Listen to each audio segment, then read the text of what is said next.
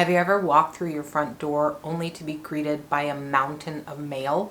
It can feel like an avalanche of stress hits you when you walk through the front door, even if the mail is neatly piled up. And let's be honest, if a guest unexpectedly stops by, it can feel a little embarrassing. At least that's what it feels like for me. What if I told you that there is a super simple way to clear the clutter, to reduce your stress, and to stay organized, all by changing where you put your mail? Today we're going to talk about the benefits of not keeping your mail by the front door and how a few small adjustments can make a big difference to your home and your stress. First of all, let's talk about how quickly mail can pile up. It's easy to toss it on a console table, pile it up neatly, and you have every intention of dealing with it later. But then life happens, more mail arrives, and before you know it, you've got a mess that feels overwhelming. Especially when you're dealing with a concussion or an injury or a lot of stress in your life, organizing might not be as easy as it used to be.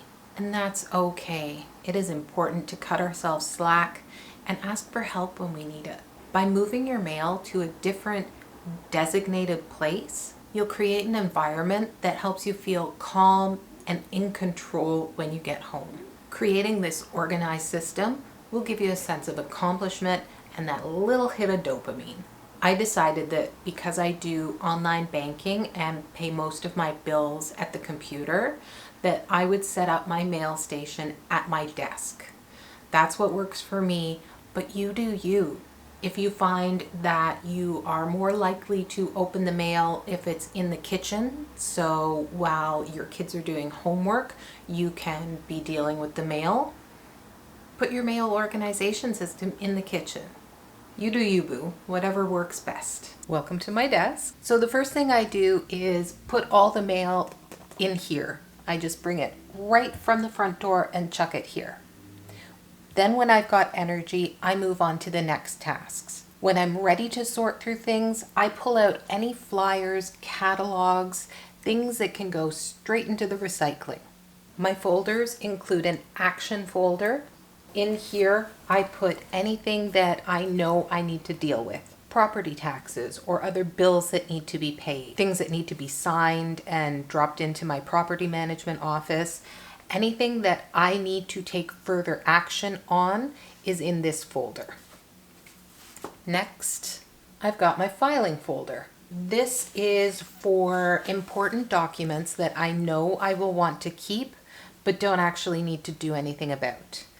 My home insurance and my car insurance are on automatic renewals, so I don't need to actually do anything about those documents, but I don't want to recycle them. Eventually, I'll get around to filing them. Next up is my folder for taxes. Anything that I might have to give to my accountant at the end of the year goes into my taxes folder. Next, I have an open folder with 3 question marks. This is a folder for stuff that I don't actually know what's in it and I want to open it to figure out where it goes. So I just collect things here until I have a good spurt of energy where I can open and categorize the things that are in this folder. Lastly, I have a folder for receipts. So about once a week, I try to clear out my purse, and this just seemed like a good place to congregate any receipts that I have. This way I know where they are if I need to return something. I've kind of got receipts all together in one place.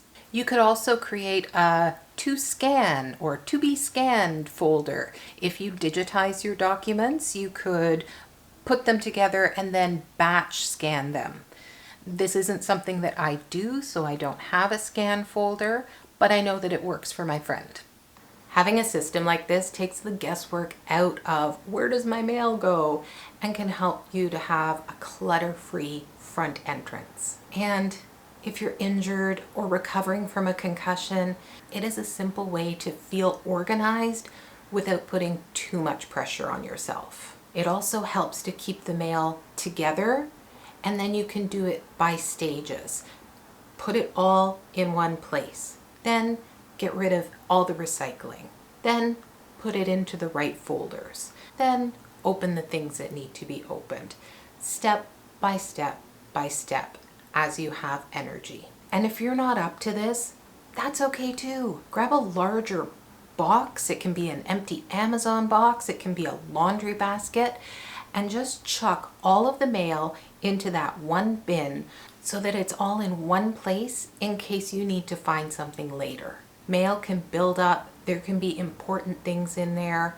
And it is absolutely okay to ask a friend or a family member for help if it gets too overwhelming. So if your front entrance has become kind of a dumping ground, it's okay. Start small. Just pick a new place to put the mail and put it there for a month. Don't find file folders. Don't set up a whole system yet.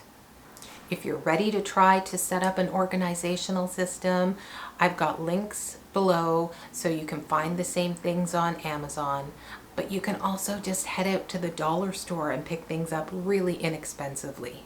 Start small and give yourself permission to do things a little differently and to make it work for you. And remember that progress is progress, no matter how small. If you found this helpful, hit the subscribe button for more tips on improving your space and your health, both mental and physical.